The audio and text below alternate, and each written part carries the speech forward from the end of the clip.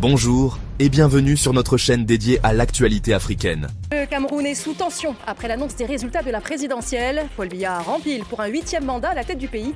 Alors que faut-il retenir de ce scrutin? Notre invité, l'analyste politique Brice Molo, nous éclaire dans un instant.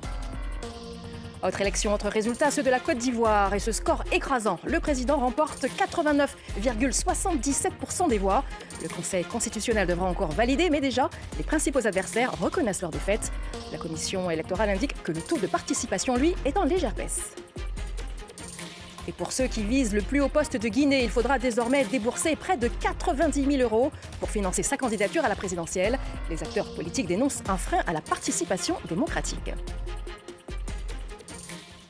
Des incidents violents ont éclaté dans plusieurs villes du Cameroun après la proclamation des résultats de l'élection présidentielle. Paul Biya a été réélu avec 55,66% des voix.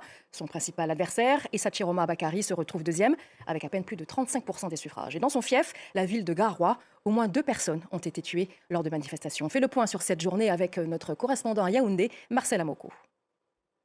Avec 53,66% des voix, Paul Biya obtient son plus faible score depuis 1992. Issa Chiroma Bakary, qui était encore ministre de Paul Biya il y a à peine 3 mois, réalise, selon les résultats officiels, une percée inattendue. Le président camerounais, qui rempile donc pour un 8e mandat consécutif de 7 ans, devra d'abord s'atteler à faire accepter sa victoire aux quelques 33% de Camerounais qui ont voté pour Issa Chiroma Bakary, ce qui suppose des mesures fortes en ce qui concerne notamment le renouvellement de la classe politique, la lutte contre la corruption, le chômage des jeunes et la place de la femme au sein de la société camerounaise. L'économie exsangue depuis plusieurs années devra aussi être l'une des priorités de ce nouveau septennat. Les défis sécuritaires ne seront pas en reste avec le conflit anglophone qui déchire les régions du nord-ouest et du sud-ouest depuis 2016 et qui a déjà fait des milliers de morts et des centaines de milliers de réfugiés et de déplacés internes. Mais aussi Boko Haram qui sévit toujours dans la région de l'extrême nord. Autant dire que les défis qui attendent Paul Biya sont immenses et ce septennat qui s'ouvre ne sera pas de tout repos. À noter que les incidents violents ont éclaté dans plusieurs villes du pays immédiatement après la proclamation de ces résultats ici à Yaoundé. C'est une véritable ville fantôme que nous avons sillonnée avec des populations calfeutrées chez elles et des forces de l'ordre postées à tous les principaux carrefours. Et donc à 92 ans, celui qu'on l'on surnomme le Sphinx d'Itoudi prolonge ainsi son règne. Alors pour analyser les enjeux, les implications de cette nouvelle victoire et ce qu'elle signifie pour l'avenir du Cameroun, nous recevons aujourd'hui Brice Molo, sociologue. Bienvenue. Alors déjà, comment interpréter cette nouvelle victoire ? Bonsoir Clarisse. Je dirais 2 choses. La principale, c'est que les Camerounais viennent de s'en rendre compte une fois de plus qu'on ne gagne pas un match de football sur la pelouse lorsque l'adversaire est l'arbitre. Et la deuxième chose, c'est qu'il y a un moment d'irréversibilité. Il s'est passé quelque chose le 12 octobre qui rapproche une fois de plus de l'horloge de la fin, d'une fin de règne qui est encore plus imminente maintenant, avec d'autant plus toute la contestation, il y a eu des morts, il y a des Camerounais dans la rue, la colère s'en va grandissante. Et donc, de toute manière, il faut retenir que le pouvoir est fragilisé et que sa fragilité apparaît au grand jour. Et pourtant, c'est Paul Biya qui a remporté cette élection. Qui, selon vous, a voté pour Paul Biya? Je pense par exemple à la jeunesse. La population camerounaise représente 60%. 60% de la jeunesse représente la population camerounaise. Qui a voté? Qui défend Paul Biya? Paul Biya est défendu par un socle, ce que les Camerounais appellent le socle granitique, qui se concentre dans les 3 régions du centre-sud-est. Mais je n'ai pas envie de rentrer dans ces considérations parce qu'il y a quelque chose de très particulier qui est la liste d'attente.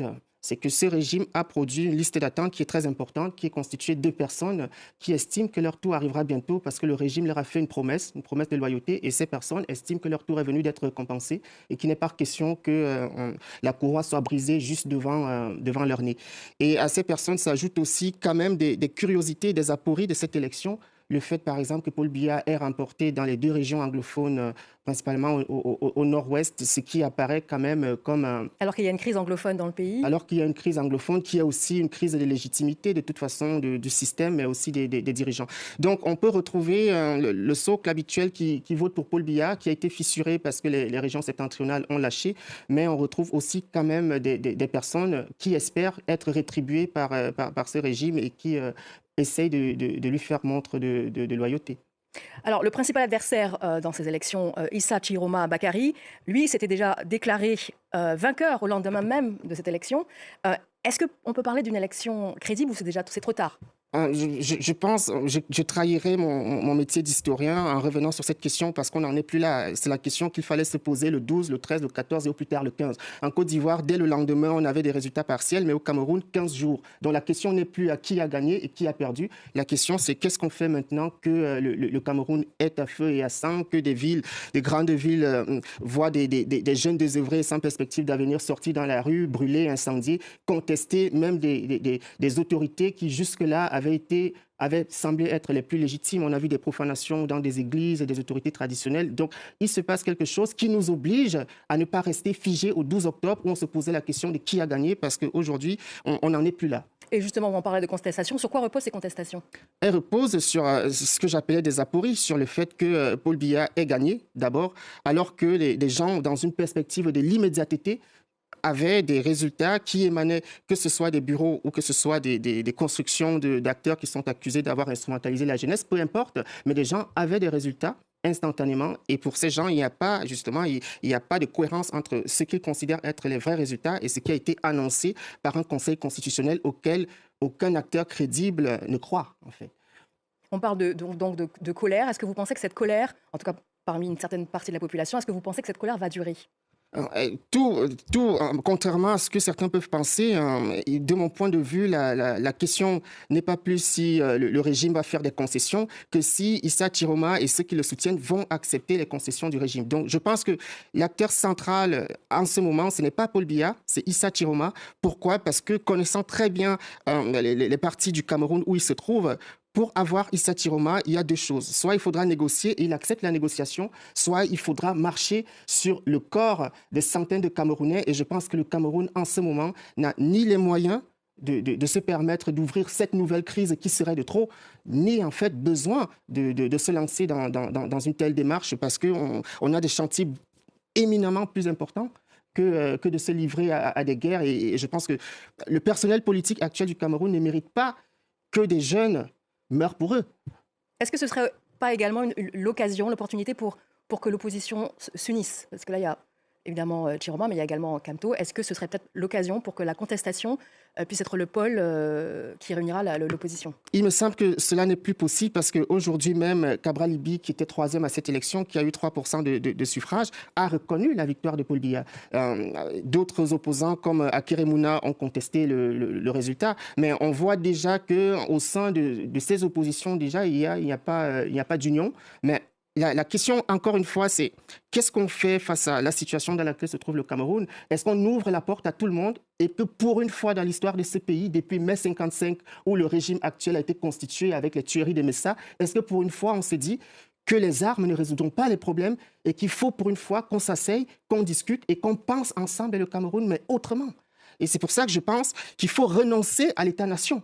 L'État-nation ne marche pas, c'est un échec, mais total, et qu'il faut penser le Cameroun autrement. Pourquoi ne pas penser à un État multinational pour englober, mais tenir compte aussi de la spécificité du Cameroun, qui est reconnue par tous les acteurs, mais spécificité que le régime refuse de concéder en lui donnant justement une forme qui permettra à tous les Camerounais de s'épanouir à l'intérieur du Cameroun. C'est difficile à imaginer, de toute façon. On verra ce que l'avenir nous dira. En tout cas, pour l'instant, Paul Biya, à 92 ans, a été élu pour un mandat de 7 ans. Donc, on surveillera de très près comment la situation va évoluer dans le pays. Merci beaucoup, analyste politique, historien et sociologue Brice Molo. Merci beaucoup. Voilà, c'était l'Actu africaine, votre rendez-vous avec l'énergie, les talents et les réussites du continent. L'Afrique avance, et ensemble, nous faisons partie de cette histoire. Si cette vidéo vous a inspiré, abonnez-vous, laissez un like et partagez autour de vous, parce que chaque voix compte pour faire rayonner notre continent. Merci d'avoir été avec nous aujourd'hui. On se retrouve très bientôt pour une nouvelle dose d'inspiration, de vérité et de fierté africaine. À très vite sur l'Actu africaine.